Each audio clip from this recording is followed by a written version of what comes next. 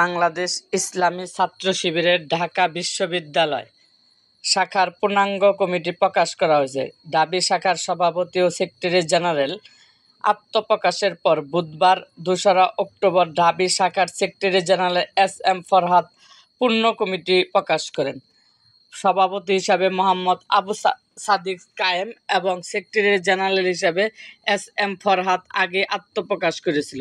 এছাড়া ১৪ সদস্যের ঘোষিত কমিটিতে সাংগঠনিক সম্পাদক নির্বাচিত হয়েছেন মহিউদ্দিন খান, প্রচার ও মিডিয়া সম্পাদক হিসাবে আহমদ জুবায়ের, ছাত্র আন্দোলন ও মানব সম্পদ উন্নয়ন বিষয়ক সম্পাদক মোহাম্মদ মাজাহারুল ইসলাম, অফিস সম্পাদক ইমরান হুসাইন, বায়তুল মাল সম্পাদক আলাউদ্দিন আবেদ, দাওরা ও ছাত্র কল্যাণ সম্পাদক হামিদুর রশিদ জামিল, সাহিত্য সংস্কৃতি ও প্রকাশনা সম্পাদক নুরুল ইসলাম নূর।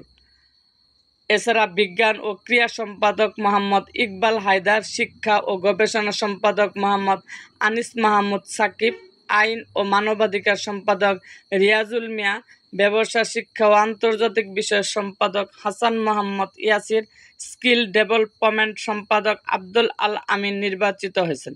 এরকম আরও ভিডিও পেতে এবং রাজনৈতিক অঙ্গনের নানা ঘটনা ও ইতিহাস জানতে আমাদের মুক্তাগাছার ইতিহাস মিডিয়া ইউটিউব চ্যানেলটিকে সাবস্ক্রাইব করুন এবং পাশে থাকা বেল আইকনটি বাজিয়ে দিন।